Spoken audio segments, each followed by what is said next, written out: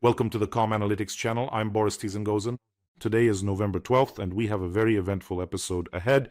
So, drones have halted one of Russia's most important factories. And in Russia, the internet has started to be shut off for an indefinite period. What is North Korea's sovereign internet? How does it work? And what kind of beast is it anyway? This is exactly what Russia is striving for now. Russian oil is now being given away almost practically at cost price. So, what's going on? The US is approaching the shores of Venezuela, while dictator Maduro announces mobilization and threatens a guerrilla war. And also about how the SBU prevented a monstrous terrorist attack in Kiev. Russians were preparing explosions during rush hour.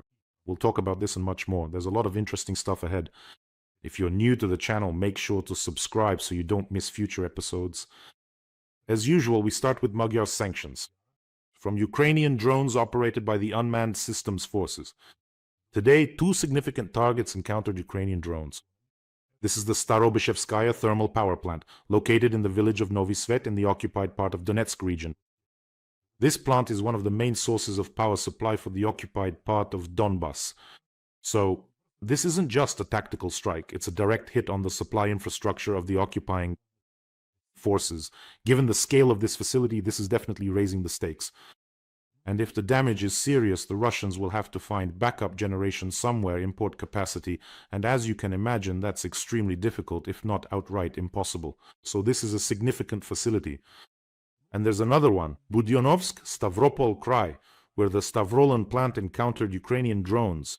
It continues to burn. There were at least 3 direct hits. This is a gigantic plant, like a city in itself, a city-forming enterprise owned by Lukoil.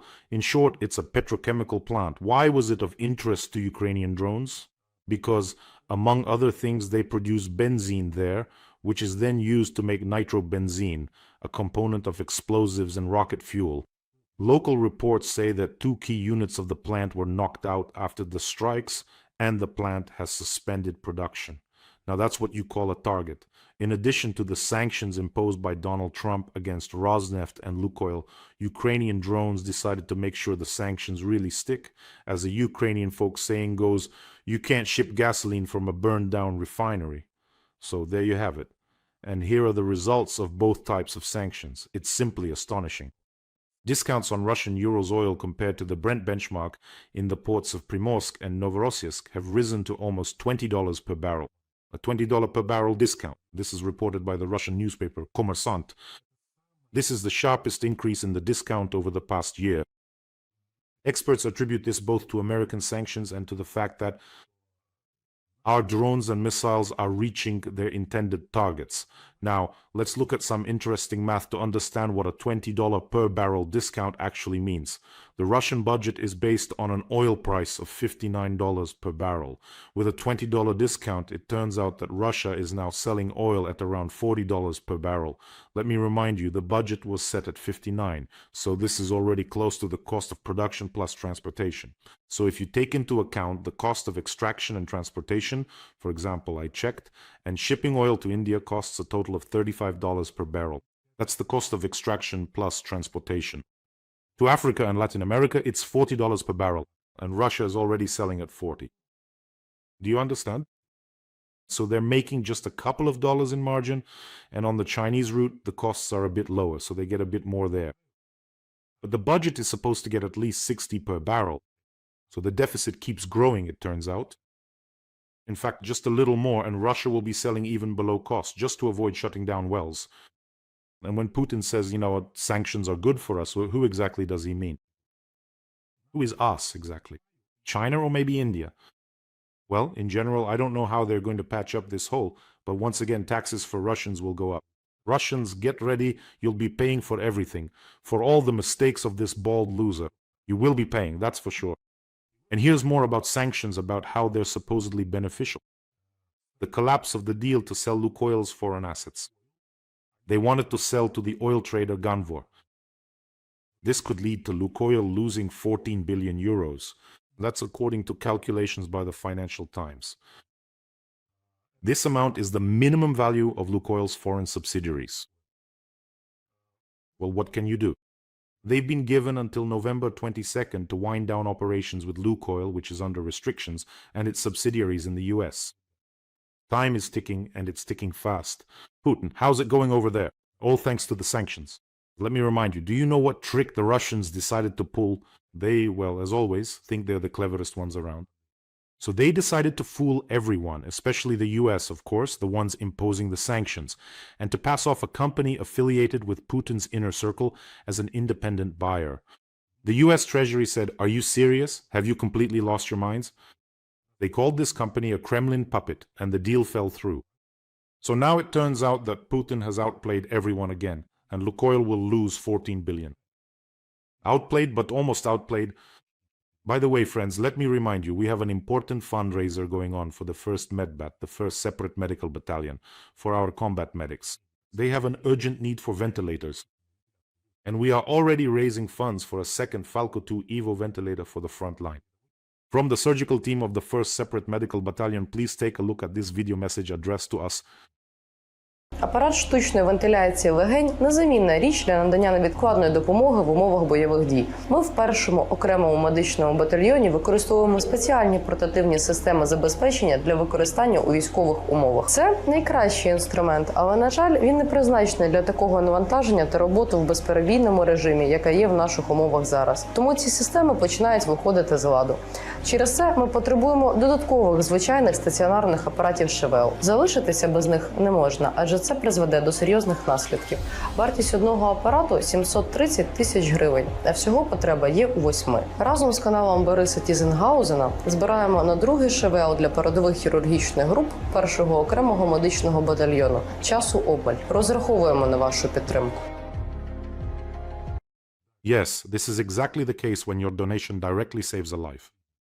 Friends, our combat medics are angels, guardians who risk their own lives to save the lives of our defenders. Let's support them. The link to the fundraiser is in the description of this video. There are options for mono, private, and PayPal for those who want to help from abroad. And I want to say a huge thank you to each and every one of you, sincerely, from myself and from our defenders, and also from those who save their lives, our combat medics. If it's more convenient, you can use the QR code to go to the fundraiser. Of course, Moscow is not in debt anymore. Just so you understand, Moscow is not in debt. In response to all the terrible things that the cursed, unfriendly West is doing to Moscow, Moscow has decided to take revenge. Moscow is preparing countermeasures against the European Union's ban on issuing multiple entry visas to Russians. This was reported by the Russian Foreign Ministry. Oh no, anything but that. So now Europeans and Israelis won't get to experience Israel and Tarshka. Where will you vacation now if Gelendzhik and Tuapse are close to you? Where will you go on holiday? But most importantly, you'll never get to visit the Cucumber Festival in Suzdal now. And by the way, that's not a joke. It's a real Cucumber Festival in Suzdal. There, everyone dresses up in costumes, naturally as cucumbers, drinks, snacks on, of course, cucumbers, has fun, and makes crafts. Guess what they're made of? That's right, cucumbers. And you can also buy a Suzdal cucumber souvenir there. You Europeans and Americans won't get to see any of this beauty. By the way, friends, don't forget to subscribe to this channel. We are not only fighting Russian propaganda, but also trying to ensure that our cuckoo does not fly away prematurely. Calm analytics, just what we need in our turbulent times. So, subscribe, don't forget. Well, how else will the Russians take revenge? There is another option for revenge. So fine, let them live however they want in their West, and we'll tell Russians that we took terrible revenge. And what do you need for that? To make sure Russians don't find out the real truth somewhere else. Then let's cut off Russians from the internet. And the newspapers will write that Putin outplayed everyone, took revenge on everyone, that there's a giant line of Europeans at the border who dream of moving to Russia, but they're not being let in. And about cutting off the internet, this is not a joke, it has already started. I mean, it didn't just start now, but at this scale, localizing the Russian internet with the gradual shutdown of all sources of alternative truth, except for the one approved by Putin, that's the direction Russia is heading in right now. Strict censorship of all citizens, control, including through this national messenger Max, without which, in the near future, Russians won't be able to do anything, not even make a doctor's appointment. And of course, a purge of the internet space. Only government-approved, whitelisted websites are supposed to remain there. And here's what's happening. The first Russian region has announced it will cut off the internet until the end of the war. That is, when Putin will say the war is over, no one knows. And this restriction can only be lifted by a decision from Moscow. Which region do you think it is? The Ulyanovsk region has banned access to mobile internet, and this will remain in effect until the end of the war.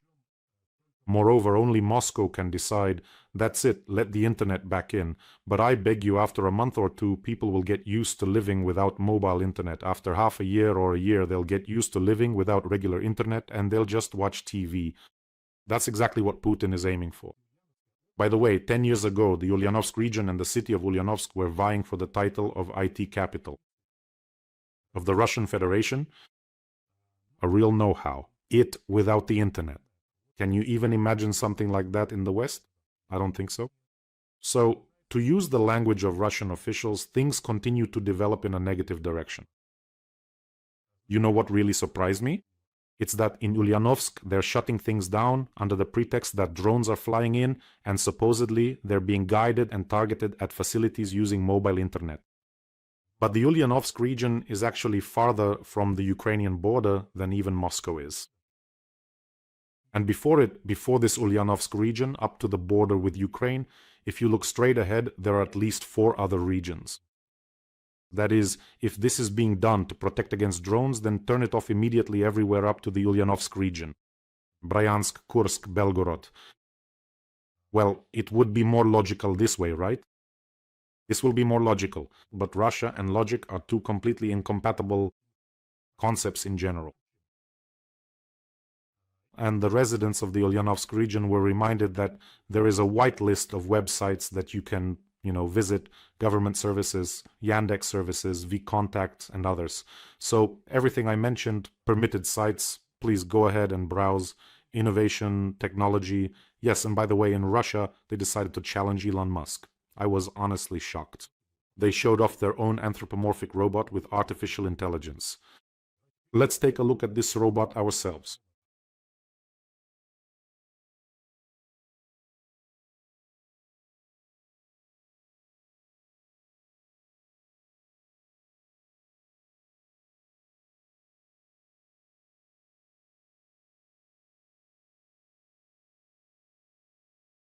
So yeah, it took 2 steps and fell over. Online, people are joking that the prototype for this robot was Dmitry Medvedev, known to viewers of our episodes by the nickname the Semi-Liquid Terminator. He probably walks like that every evening, more or less. By the way, if there were no internet, no one would have posted this embarrassment online. See, Putin doesn't use the internet, so he thinks no one else needs it either. Let's go back to rotary phones and newspapers. You wanted the Soviet Union back? Here you go. Putin is bringing it back for you in the best traditions. By the way, this internet shutdown also says something else. It shows the regime's fear of its own citizens. I mean, they're not cutting off the internet for no reason. It's so that Russian citizens, God forbid, don't find out how things really are. And that in turn shows they're afraid people will find out, compare things. Well, not everyone, of course, but still, what if? After all, with his march on Moscow, Prigozhin very clearly demonstrated that if an organized group of armed citizens suddenly heads for Moscow, it could happen that no one will try to stop them. On the contrary, people might applaud, get those deputies out, the State Duma, all those fattened up crooks, the Rotenbergs, get them out of there. Well, others will come in, but yes. Also, the Russian authorities are preparing for a very serious crisis that will inevitably come after this war. A lost war, lost European markets, as I've already told you, oil prices below production cost, a massive hole in the budget, a war-fueled economy, hundreds of thousands of thugs. Add to that those who will return from the front with weapons and will want to keep receiving huge sums by the standards of Russian regions. And where will the money come from to pay them? And their families are already used to it. The children of the SVO fighters are already used to living differently, you see? That's why the authorities are preparing for a complete internet shutdown, just in case something happens, and most importantly, so that people can't coordinate any spontaneous protests through the internet or unauthorized messengers. And what kind of internet model the Russian Federation is striving for? Well, to start with, here's some news. Russia and North Korea have signed an agreement on cooperation in the field of mass media. This was reported by the Russian embassy in Pyongyang. Basically, they're doing everything that North Korea did back in the 2000s. An isolated internet. In North Korea, it's called Kwangmyong, and it's completely cut off from the external internet. It's probably the largest isolated network in the world. There are a few thousand websites that exist within this cocoon. Mostly these are government organizations, university and school websites, some propaganda sites, and so on. Access is via telephone line, just like we had a long time ago. All downloads are completely monitored. In other words, you can't download anything without authorization. There's a social network equivalent, a sort of poorly made Facebook. Its main function is used by young people. They congratulate each other on their birthdays. You can't upload anything there, especially not without authorization. So, in order to get the right to access the wider internet, you need permission from the authorities, from the security services. Basically, only the security services themselves, top propagandists and high-ranking party officials, have the ability to access this so-called big World Wide Web. The total number of people who can access the wider internet in North Korea is just over 1,000. That's how many permits have been issued. That's how it is. Now let's move to another part of the world. Venezuela has announced a mobilization in response to the deployment of the largest US aircraft carrier to the shores of Latin America. Let me remind you, the US carrier group, led by the newest and largest aircraft carrier in the world, the Gerald Ford, has arrived in the Caribbean Sea. That is, this was announced by the Navy Command. For several months now, the Navy and Air Force have been striking small vessels in the Caribbean Sea and the Pacific Ocean, which, according to the United States, are transporting drugs. But there is video evidence, there is proof they have already carried out at least about 20 strikes, and as a result, 76 people who were on those boats have been killed. So, on the Gerald Ford, several dozen combat aircraft are based. Its crew, together with the pilots and flight technical personnel, numbers 4,500 people. In other words, it's basically a city on the water.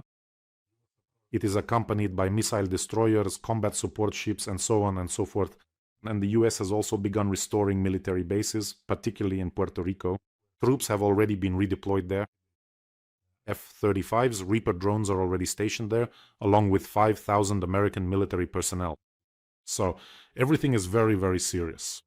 This costs a huge amount of money, especially the renovation of the base. All of this costs money. No one would do this just for nothing. By the way, speaking of the aircraft carrier, it reminded me of the sad fate of the only aircraft carrying cruiser. It can't really be called an aircraft carrier. Admiral Kuznetsov, that's the Russian one. So it's the only one that could have become an aircraft carrying cruiser. Basically, it was under repair for a very long time. There were some fires on it, and this year it was decided to scrap it for metal. So, how are things going in Russia? Oh, so you want to compete with the US, with NATO. Well, go ahead. The president of Colombia, whom Trump also accused of covering up trafficking, has already spoken out in support of Maduro. And here's an important point. I think Trump is ready to go all the way. According to American media, he has been presented with several operational plans. Right now in Venezuela, I saw footage today, they're handing out old Soviet weapons from storage, getting ready for guerrilla warfare. I have a feeling that this very same weapon will immediately be turned against Maduro. People there are just completely fed up with him already. And now he's saying, let's fight, let's start a guerrilla war. He's driven the country into ruin and poverty, and now he's telling people to go fight for Maduro. Let me just remind you that Venezuela has the largest proven oil reserves in the world, more than any other country. And yet, look at what he and Maduro have done to it. Millions have left Venezuela, and now he just refuses to stop this trafficking together with his friend from Colombia. They don't want to. How else are they going to make money? So, understanding the real state of the army, Maduro is considering two strategies: guerrilla warfare, and the second, look, using the security services and the military to sow chaos and make Venezuela ungovernable. That is, panic first and foremost in Caracas. In other words, Maduro, like most dictators, is ready to sacrifice the entire country along with its people. But with those blue fingers of his, he won't let go of power. Putin is exactly the same. He'll kill another 1 million Russians in this war just so that at least well, at least some tangible prize in the form of a piece of land can be dragged away. He fully understands that he will no longer achieve his real goals. But he can no longer stop and cease killing, including his own citizens. And here's another piece of evidence for you. The security service of Ukraine foiled a series of terrorist attacks in Kiev. The Russian FSB was preparing explosions in the metro and shopping centers. The security service prevented a large-scale attempt to carry out this series of terrorist attacks. This was reported by the SBU press service. They were preparing explosions in the Kiev metro, major shopping and entertainment centers, as well as contract killings of well-known Ukrainians. In principle, a tactic quite familiar to Russians. Now they'll come running, some bots, and lately there have been a lot of them hanging around. On the main channel, I think you've seen them, accounts registered just an hour or two ago, or maybe a day, at most a week, and these Russian bots swarm in crowds. They say, we're all winning, Russia defeats everyone, and so on. You know what they would write here?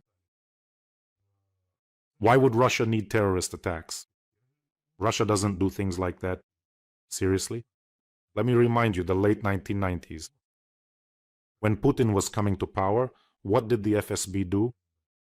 The FSB blew up apartment buildings with Russian citizens inside to justify the Chechen war and bring Putin to power. They blew up their own citizens. The Ryazan sugar. Everyone remembers it well, especially Russians. And back then, that very Patrushev, who is now with Putin, knew everything. And back then, it was still possible to conduct some investigations, which is why we found out about it. There were a ton of inconsistencies, like when FSB agents were caught with those bags of hexogen, then they claimed it was sugar, which is just a joke, and later someone in the State Duma let slip about an explosion that hadn't even happened yet. The explosion actually happened only 3 days later. So all of this happened, all of this is real. That's exactly what the FSB is good at doing. Very familiar to Russians. The tactic and the organizer of the crimes, well, I have mixed feelings. On the one hand, I'm glad for the SBU, as we call it, the Security Service of Ukraine. On the other hand, it's doubly bitter for me that the organizer was a resident of temporarily occupied Crimea, where I was born.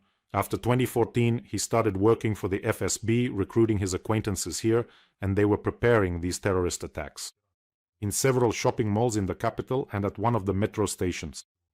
He received instructions on how to make improvised explosive devices and so on.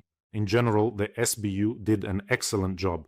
They also wanted to sow panic among Kiev residents and destabilize the situation in the capital. Well, in general, all dictators, when I put all this news together into some kind of logical matrix, I realized that in the 4th year of the full-scale invasion, all Putin can do is strike energy facilities, residential buildings, and try to organize explosions in shopping centers and the metro. Bin Laden was found and eliminated for exactly this kind of pure terrorism. Maybe it's time to admit that the balding ghoul is just an ordinary terrorist and stop being proud of having a good relationship with him or having pleasant conversations with him. Well, and the SBU did a great job, very precise. They did their job well. And friends, I don't want to end on the note of an aging psychopath and his agony, so let's talk about something good. Do you remember that incredible operation to evacuate our wounded soldier who spent more than 30 days at the front lines? He was rescued with the help of a drone ambulance, the very mall ambulances we raised funds for together. We managed to build 2 of them with our fundraising efforts, both for the same 1st Medical Battalion. It was them, the 1st Med Battalion, who carried out the evacuation. There's another incredible story. This time they evacuated 2 severely wounded soldiers. Operation Skittles. 2 severely wounded men at one position, unable to move on their own. It was decided to evacuate them with an interval of an hour and a half. 21 kilometers one way, so 42 kilometers round trip. During the loading of the 2nd wounded man, the NRK was lost. More precisely, a drone dropped something on it, but thanks to the armored capsule, our defender was unharmed, and the NRK kept moving, reaching a top speed of 40 kilometers per hour. That's pretty good, especially over rough terrain. Well, what am I telling you for? There's a video. Take a look, friends. And let me remind you, you are part of this. These are the very same Maulis that are now saving lives on the front lines every day. Please, take a look.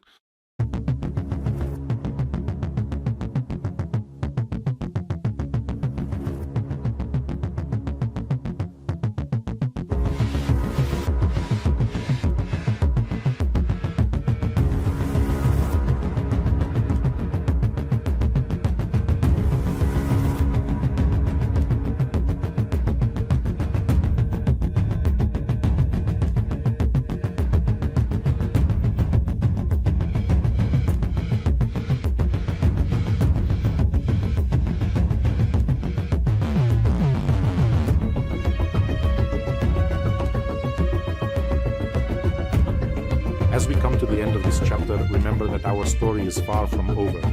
This is just a brief pause in a much larger adventure with many more experiences, challenges, and discoveries waiting ahead. We hope you will continue to join us as the journey unfolds, because there is so much more to explore. Stay tuned for the next exciting part. We continue.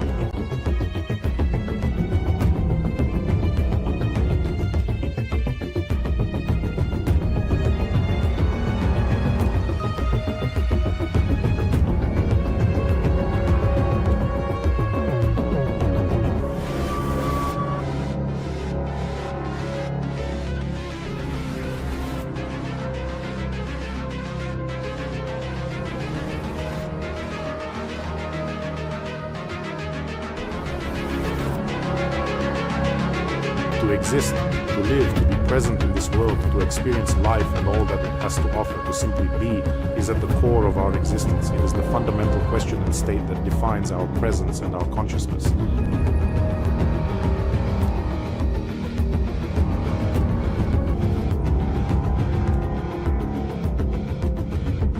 The content is continued in the next part. For more details, please stay tuned.